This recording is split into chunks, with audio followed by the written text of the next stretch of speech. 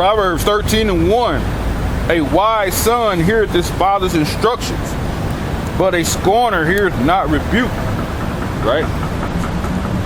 So if you're hearing not the rebuke, right, then you're not gonna be prudent. Like you said, that pride gonna set in, and you're gonna become low, as the scriptures say. Then it's gonna be a ruin on you, destruction unto you. But if you wise, you'll hear these instructions, man.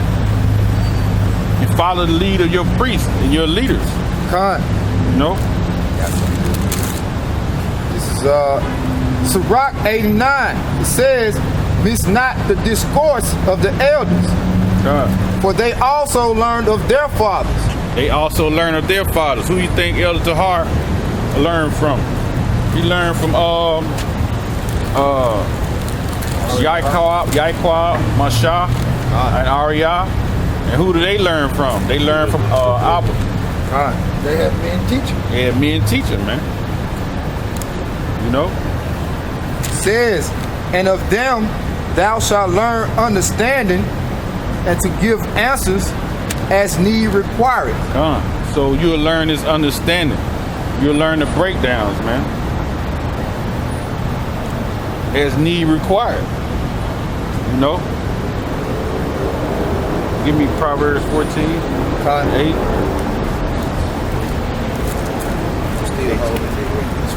Oh yeah, read Corinthians. Oh, okay. Because that's going into the paying tithes. That's going to paying tithes. Mm-hmm. You know, when you read the scriptures, they'll try to say, well, in the ancient world, they didn't give money. You know, they didn't give money like that. They didn't give money like that. You know, but Jake don't own no land. Jake own land at that particular time. Jake don't own no land. Right? What Jake own? Nothing. You know? So read Corinthians. I'm gonna read this Proverbs real quick. Okay. It says, Proverbs 14:8. The wisdom of the prudent is to understand his way. The wisdom of the wise is to understand his way. Go ahead. But the folly of fools is deceit. The folly of fools is deceit. So if you don't think you need a leader, no leaders over you, you're deceiving yourself, man. You're setting yourself up for destruction, man. Just like Jethro told Moses, man, you're gonna wear yourself down and you're gonna wear the people down. So if you don't think you need no teachers over you, and you have your little following of maybe 1,000 or 2,000 followers, and when you start going off, guess what? You're gonna take them right on off with you. They're gonna go right they're gonna go off to the left to the deep water, or they're gonna go to the right to the fire. And when the elders rebuke them, the one that they when the elders rebuke the guy that they listening to, first thing come out their mouth, man, I can't believe, man, that the elders doing him like that. I can't believe, man, I like the way he was speaking. Oh, man. Mm-hmm. All right. Ready for 1 Corinthians? Yeah. 1 Corinthians 9, verse 9. It says, for it is written in the law of Moses, thou shalt not muzzle the mouth of the ox that treadeth out the corn. Yeah, so if you got an ox that's, tilling the ground, things of that nature, right? Aren't you still supposed to feed it? Huh? Go ahead. That's the same one with the elders. The scriptures require you to give a tenth, right? The scriptures require you to give a tenth. Now, when you go into the scriptures, it'll mention about what Israel was giving the first fruits to the priests and things of that nature, right? But on this side, we ain't got that. So what do? You go ahead and, give him money. That's how you feed them. Go ahead. It says, they teaching.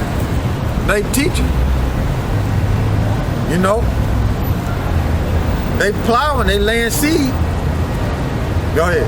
It says, doeth the power take care for oxen? Verse 10. Or said he it altogether for our sakes? For our sakes, no doubt, this is written, that he that ploweth should plow in hope, and that he that thresheth in hope should be partaker of his hope. If we have sown unto you spiritual things, is it a great thing if we shall reap your carnal things? All right.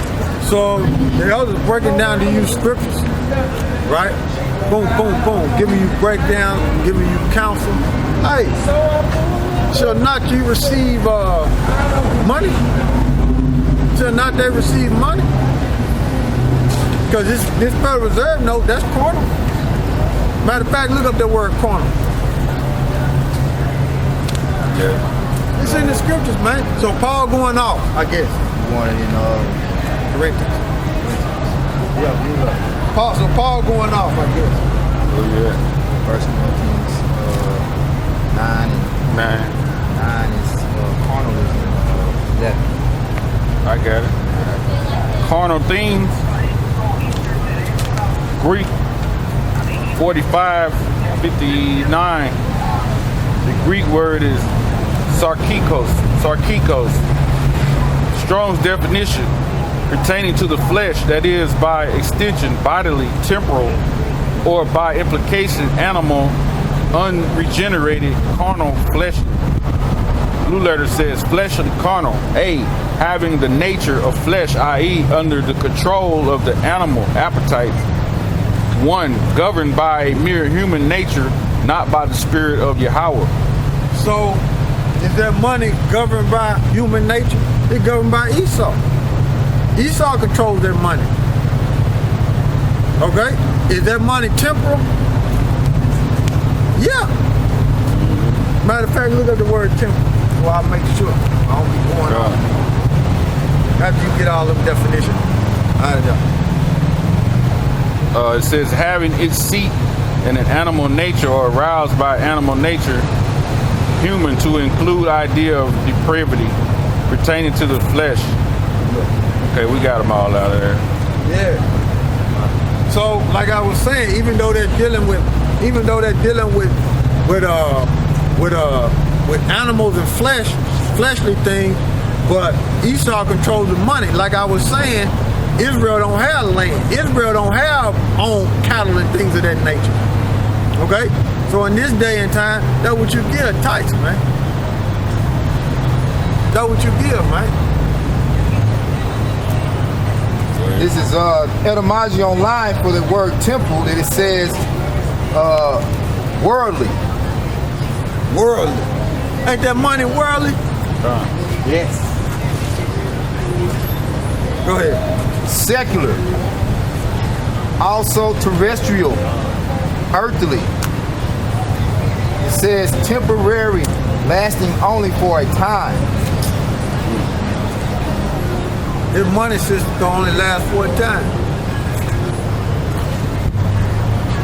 So, to build on what I was saying, the animal's gonna be here forever. But that money system is gonna be gone, man. That Federal Reserve note, that's gonna be gone. Ain't gonna have that in the kingdom. We're gonna go back to gold and silver. Mm-hmm. That's right.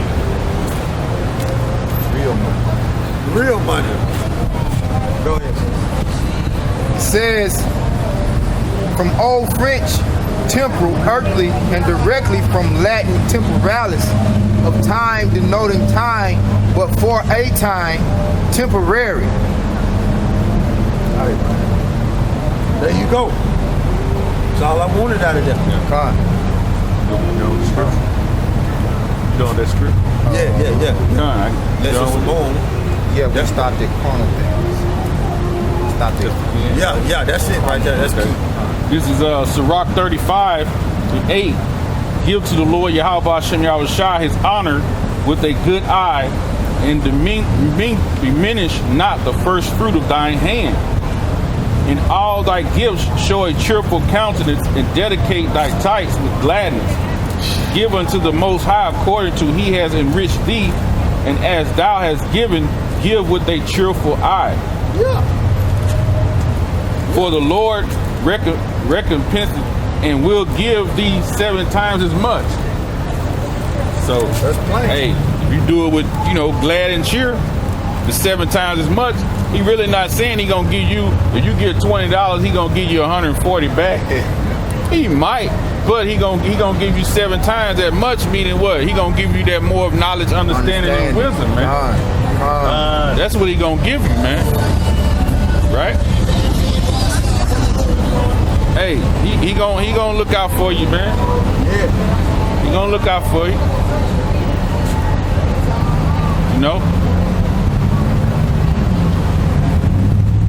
Hey, that's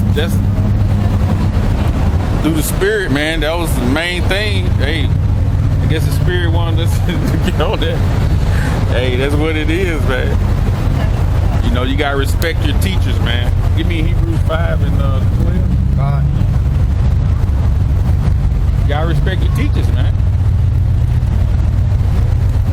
This is Hebrews 5, verse 12. It says,